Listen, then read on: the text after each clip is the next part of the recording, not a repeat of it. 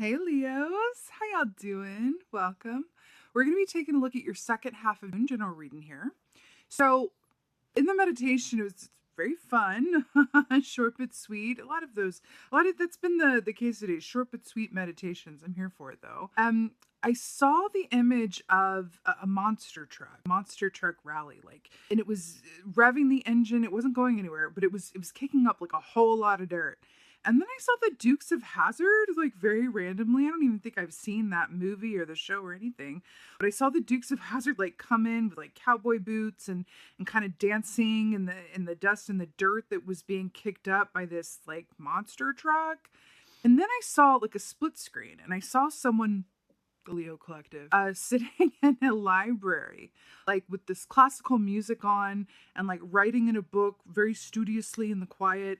And I was looking at two very different images, right? Two very different energies. The noise levels are very different. One was very serious and quiet. One was very fun and out there and just causing a ruckus in a fun way, kicking up dust. And I saw the person, the Leo Collective, in the library kind of start to notice, like it was like very dedicated to like blocking it out to get this work done.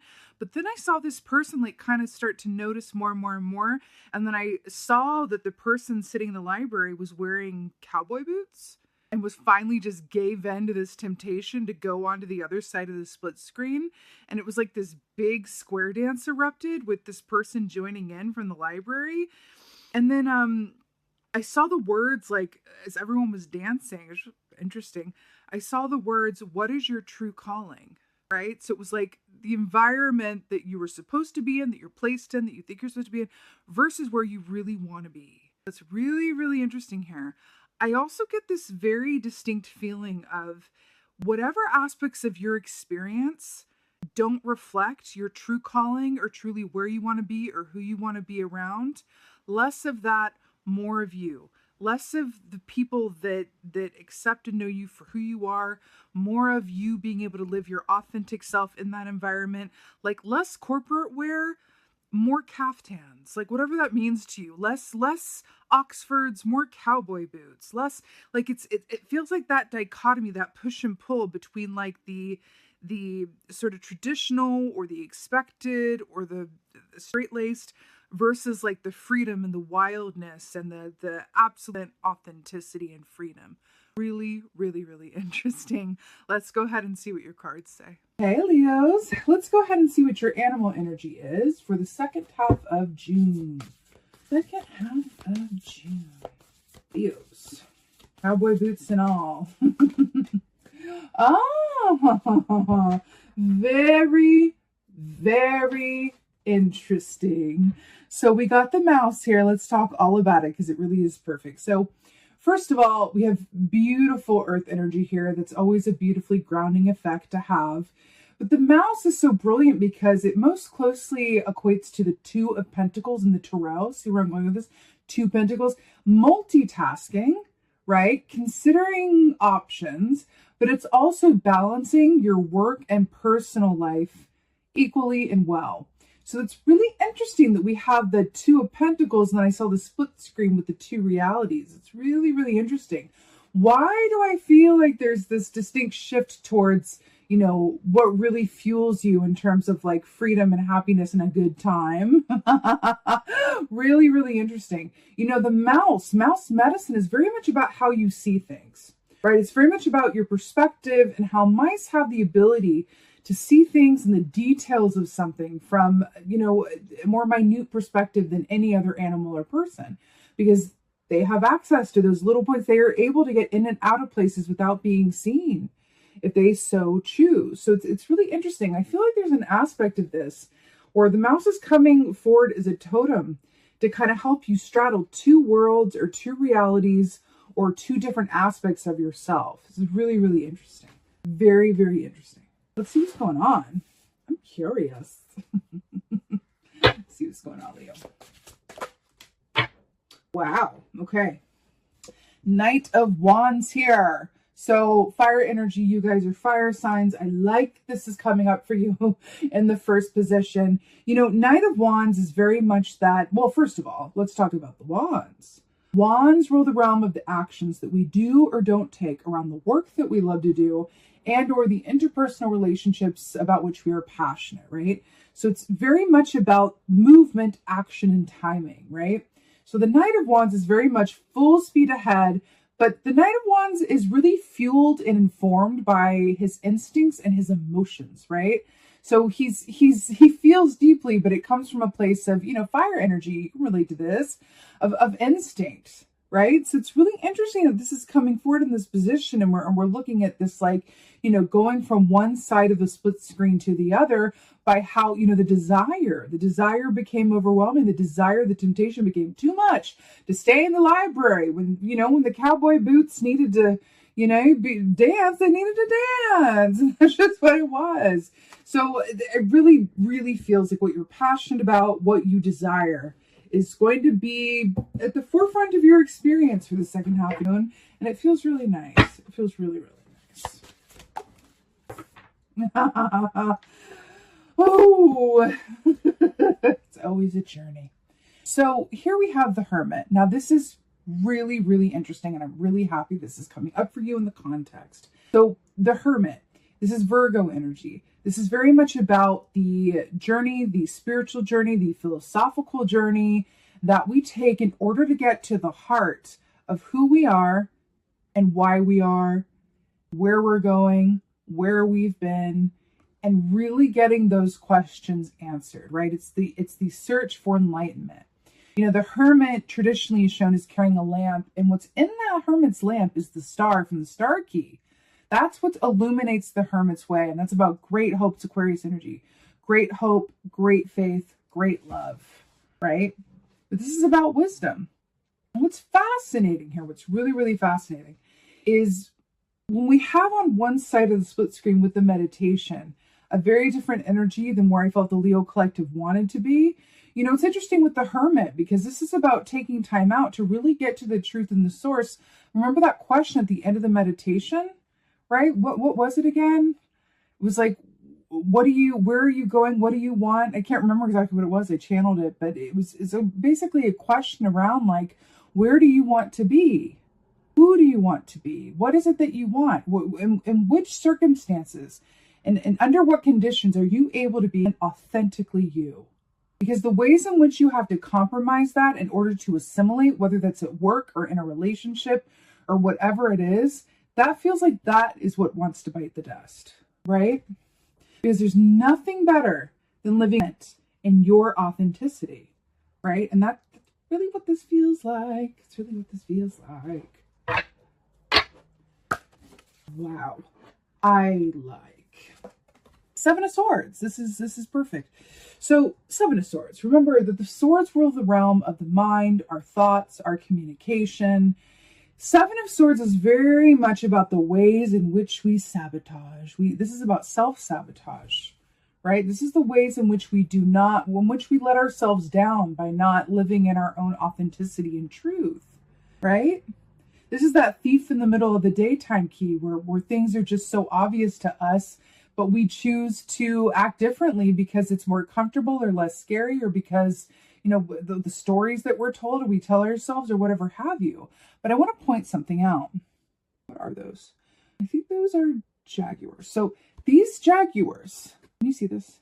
These jaguars in the background all have spots. It's that kind of jaguar. They're all the same. They're even mirror images of each other. This is the black jaguar, different from everybody else here in the forefront. Remember when I said assimilation or authenticity? I feel like it's going to be very much in your heart and mind. You're going to allow yourself to be informed by your feelings during this time, because you're going to be called and pulled in directions that go, you know what? It doesn't matter about how you're going to pay for it or how it's going to be received or whether something's practical, right? It's the mouse is going, no. But what do you really want? Because it's about allow the desire to pave the way.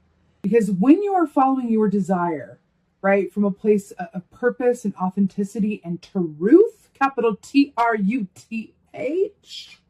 right, the universe will conspire to make that happen for you, right?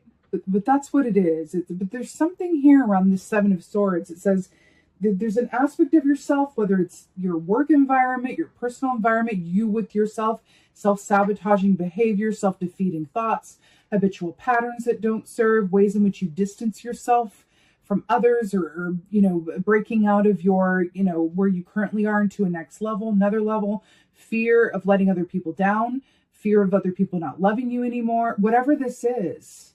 There's something about the ways in which you are unique and different. You're being called to really step to the forefront, allow yourself to be seen, heard, and loved for exactly who you are.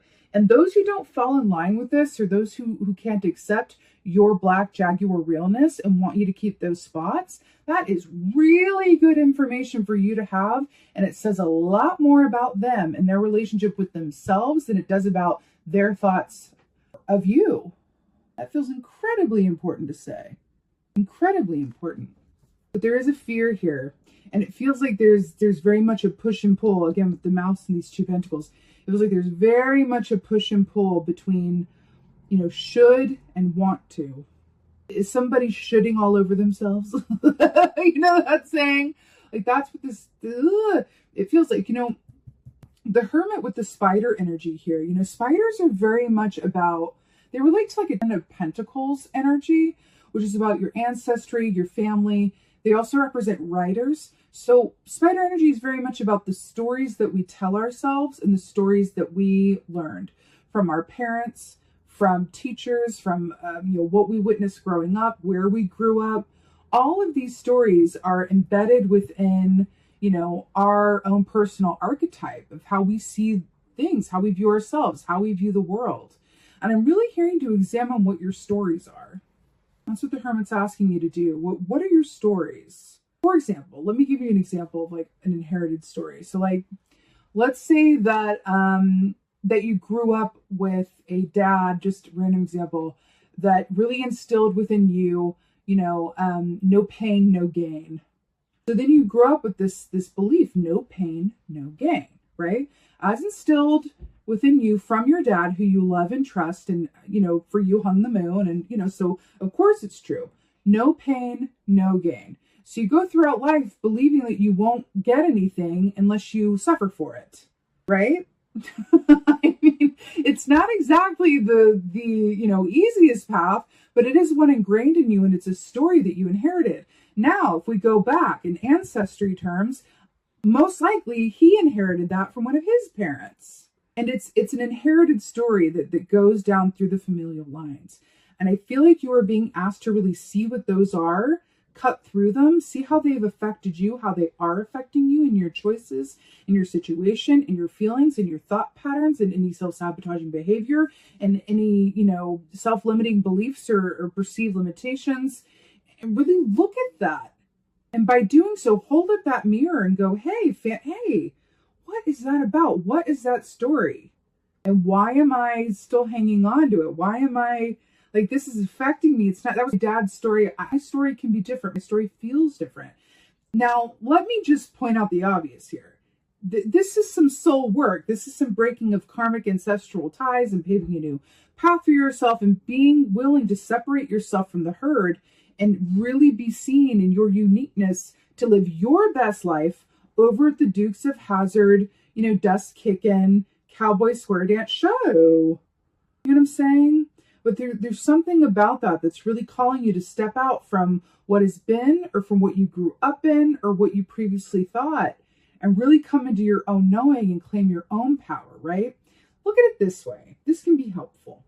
You have an ancestry that is of this lifetime, right? Those who you share DNA with. But if you, subscribe to the belief, as I do, I'm a spiritualist, that we are a spiritual being having a human experience, then you have other family that you've been with in other incarnations. You do have soul family groups, yes, of course, some of which are in your DNA family and they cross over and intersect. But you also meet other people within that soul family that aren't in your DNA relatives this lifetime. Those are those moments that happen when you meet someone and you go, I feel like I've known you forever, but we just met. That's a member of your soul family group, right?